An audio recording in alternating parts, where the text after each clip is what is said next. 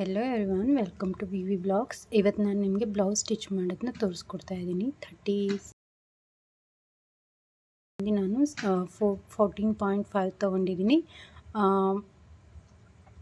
Arm hole ಬಂದು 6 ಮತ್ತು ಈಗ ಚೆಸ್ಟ್ಗೆ ಒಂದು ಲೈನ್ ಹಾಕೊಳ್ಳೋಣ.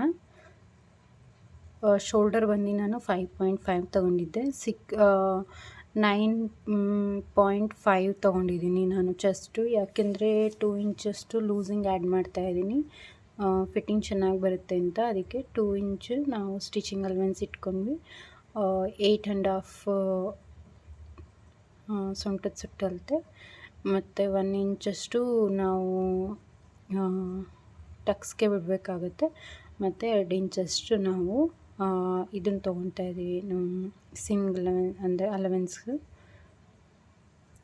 2 ಇಂಚಷ್ಟು ಅಲವೆನ್ಸ್ ಬಿಟ್ಟಿದ್ದೀನಿ ನಾನು. ಕೆಳಗಡೆ ಬಂದು 1 ಇಂಚು ಇದಕ್ಕೆ ಟಕ್ಸ್ಗೋಸ್ಕರ ಬಿಟ್ಟಿದ್ದೀನಿ. ಸೊ ನೋಡ್ತಾ ಇದ್ರೆ ನಾನು ಜಾಯಿನ್ ಮಾಡ್ಕೊಳ್ಳೋಣ. ಈಗ ಎರಡೂ ಆರ್ಮ್ ಹೋಲ್ ಹತ್ರ ನಾನು 1.5 ಪಾಯಿಂಟ್ ಹಾಕ್ಕೊಂಡಿದ್ದೀನಿ. ಮತ್ತು ನಾನು ಕೆಳಗಡೆಯಿಂದ 1/2 ಇಂಚಷ್ಟು ಶೋಲ್ಡರ್ ಡೌನ್ ಮಾಡಿದ್ದೀನಿ. ಮತ್ತು ಚೆಸ್ಟ್ ಹತ್ರ 1/2 ಇಂಚಷ್ಟು ಮುಂದೆ ತೊಗೊಂಡಿದ್ದೀನಿ. ಸೊ ಈಗ ಇದೆರಡನ್ನೂ ಜಾಯಿನ್ ಮಾಡ್ಕೊಳ್ಳೋಣ. ಜಾಯಿನ್ ಮಾಡ್ಕೊಂಡಾದ್ಮೇಲೆ ಈಗ ಮಾಡೋದ್ರಿಂದ arm hole front arm hole cut ಮಾಡಿದ್ರೆ ಕ್ರೀಸ್ ಬರದೇ ಇರೋ ಹಾಗೆ ಚೆನ್ನಾಗಿ ಚೆನ್ನಾಗಿ ಫಿಟ್ಟಿಂಗ್ ಕೂತ್ಕೊಳ್ಳುತ್ತೆ. 6 ತೊಗೊಂಡಿದ್ನಲ್ಲ, ಅದರಲ್ಲಿ 1/2 3ಯಿಂದ ಮುಂದೆಗಡೆ ಹಾಫ್ ಅಲ್ಲ 22.25 ಅಷ್ಟು ನಾನು ಇದನ್ನು ತೊಗೊಂಡಿದ್ದೀನಿ ಇನ್ನು ಮುಂದೆಗಡೆಯಿಂದ.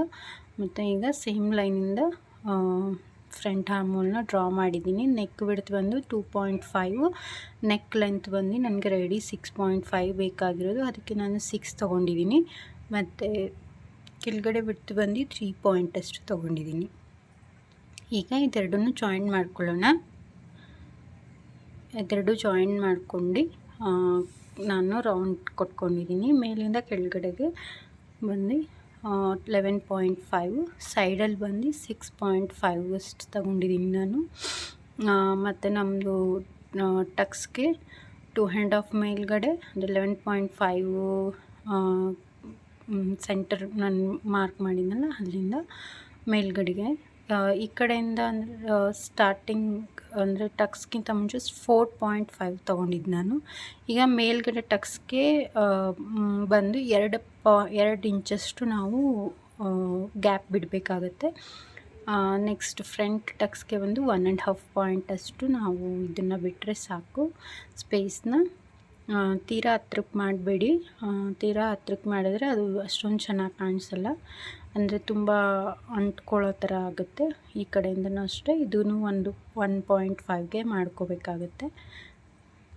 ಈಗ 4 ಟಕ್ಸ್ ಆಗಿದೆ. ಮೇಲ್ಗಡೆಯಿಂದ 1 ಇಂಚ್ಗಿಂತ ಒಂದು ಸ್ವಲ್ಪ ಕಮ್ಮಿ, ಅಂದರೆ 7.5 ಅಷ್ಟು ನಾನು 75 ಅಷ್ಟು ನಾನು ಮೇಲ್ಗಡೆಗೆ ತೊಗೊಂಡಿದ್ದೀನಿ. ಈಗ ಬೆಲ್ಟದು ಶೇಪ್ ಬೆಲ್ಟ್ ಶೇಪ್ ಕಟ್ ಮಾಡೋದಕ್ಕೆ ಬ್ಯಾಕ್ ಬಂದು ನಾನು 10 ಇಂಚಷ್ಟು ನೆಕ್ 10 ಇಂಚ್ ತೊಗೊಂಡಿದ್ದೀನಿ.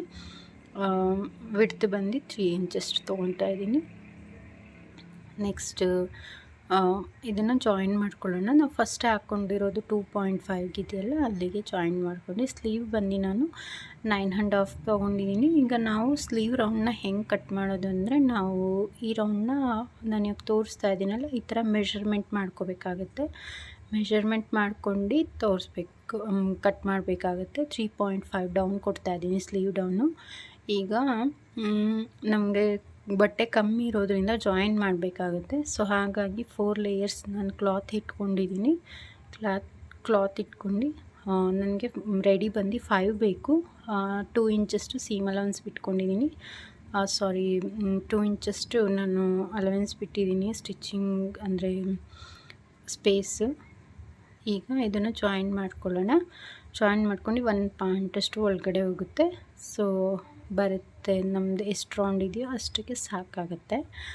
ಸೊ ಈಗ ನಾನು ತೋರಿಸ್ತಾ ಇದ್ದೀನಲ್ಲ ಈ ಥರ. ಮತ್ತು ಒಳಗಡೆಗೆ 1/2 ಇಂಚಷ್ಟು ಒಳಗಡೆಗೆ ತೊಗೊಂಡು ರೌಂಡಿಗೆ ಇದು ನಮ್ಮ ಫ್ರಂಟ್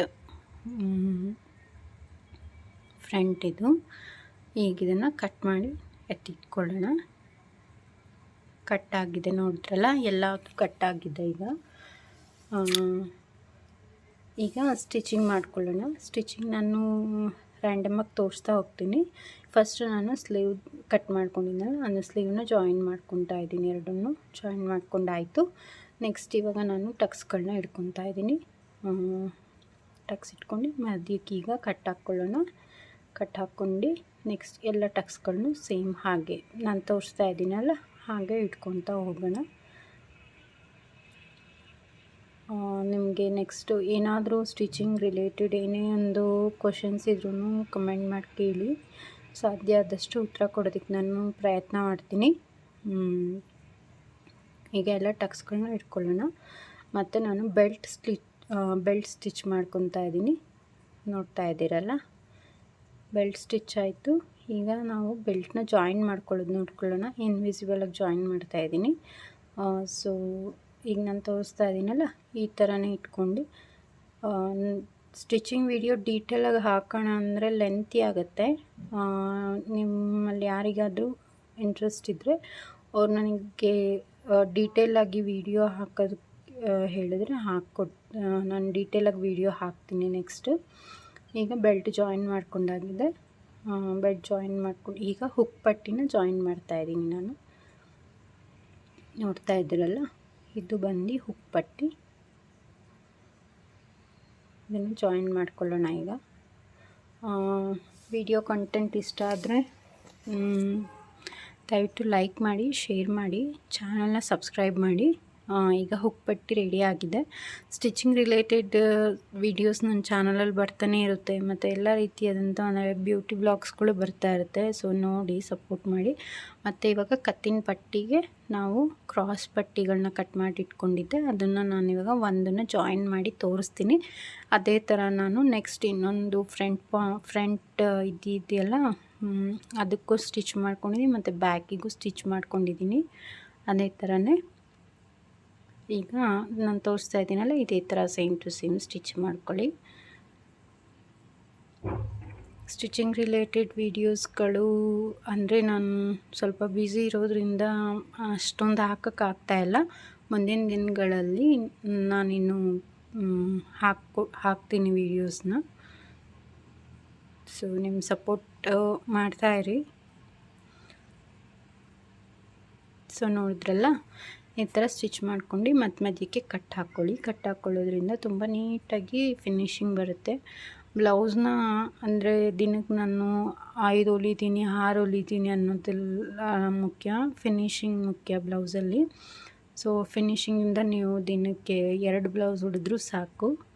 ಈಗ 5 ನಾನು ಸ್ಲೀವ್ ರೌಂಡ್ ತೊಗೊಂಡಿದ್ದೀನಿ. 1.5 ಅಂದರೆ 1/2 ಇಂಚು ಒಳಗಡೆ ನಾನು ಇನ್ವಿಸಿಬಲ್ ಸ್ಟಿಚ್ ಮಾಡಿದ್ದೀನಲ್ಲ ಅದು ಕೊಟ್ಟೋಗಿದೆ. ಸೊ ಹಾಗಾಗಿ 1.5 ಅಷ್ಟು ನಾನು ಸೀವಿಂಗ್ ಅಲವೆನ್ಸ್ ಬಿಟ್ಟು ನಾನು ಅದೇ ಮಾರ್ಕ್ ಮಾಡ್ಕೊಂಡಿದ್ನಲ್ಲ ಅದೇ ಮಾರ್ಕಿಗೆ ಈಗ ಸ್ಲೀವ್ಗೆ ಜಾಯಿನ್ ಮಾಡ್ಕೊಂಡು ಸೇರಿಸ್ಕೊತಾ ಇದ್ದೀನಿ. ಈಗ ಸ್ಲೀವ್ನ ಜಾಯಿನ್ ಮಾಡ್ಕೊಂಡು ಸೇರಿಸ್ಕೊಂಡು ಸ್ಟಿಚ್ ಮಾಡ್ಕೊಳ್ಳೋಣ. ಅದ್ರ ಮೇಲ್ಗಡೆನೆ ಫಿಟ್ಟಿಂಗ್ ಲೈನ್ ಇದು ನಮ್ಮದು. ಫಿಟ್ಟಿಂಗ್ ಲೈನಲ್ಲಿ ನೋಡಿ ಇವಾಗ ಸ್ಟ್ರೈಟಾಗಿ ಫಿಟ್ಟಿಂಗ್ ಲೈನಲ್ಲಿ ನೀಟಾಗಿ ಫಿನಿಶಿಂಗ್ ಬಂದಿದೆ ಬ್ಲೌಸು. ಸ್ಟ್ರೈಟ್ ಲೈನ್ ಆದಷ್ಟು ಸ್ಟ್ರೈಟ್ ಲೈನ್ ಬರಬೇಕು. ಲೈನ್ ಕ್ರಾಸ್ ಆದರೆ ಅಷ್ಟೊಂದು ಚೆನ್ನಾಗಿ ಅನಿಸಲ್ಲ. ಈಗ ಹಿಡಿದು ನೋಡಿದ್ರೆ ಈ ಬ್ಲೌಸು ನಮ್ಮದು ಫುಲ್ಲು ಸ್ಟ್ರೈಟಾಗಿ ಕಾಣಬೇಕು. ಹಿಂಗಂದರೆ ಫಿನಿಶಿಂಗ್ ಬಂದಿದೆ ಅಂತ ಮತ್ತು ಫಿಟ್ಟಿಂಗ್ ಚೆನ್ನಾಗಾಗುತ್ತೆ ಅಂತ. ಓಕೆನಾ? ಸೊ ಹೀಗೆ ಸ್ಟಿಚ್ ಮಾಡ್ಕೊಳ್ಳಿ. ಈಗ ನೋಡಿ ಎಲ್ಲ ರೆಡಿ ಆಗಿದೆ. ಹುಕ್ ಹಾಕೋದಿದೆ ಮತ್ತು ಹೆಮ್ಮಿಂಗ್ ಮಾಡೋದು ಉಳ್ಕೊಂಡಿದೆ. ಇದನ್ನು ನಾನು ಮಾಡ್ಕೊತೀನಿ. ಓಕೆನಾ? ವಿಡಿಯೋ ಇಷ್ಟ ಆದರೆ ಲೈಕ್ ಮಾಡಿ, ಶೇರ್ ಮಾಡಿ, ಚಾನಲ್ನ ಸಬ್ಸ್ಕ್ರೈಬ್ ಮಾಡಿ. Thank you for watching.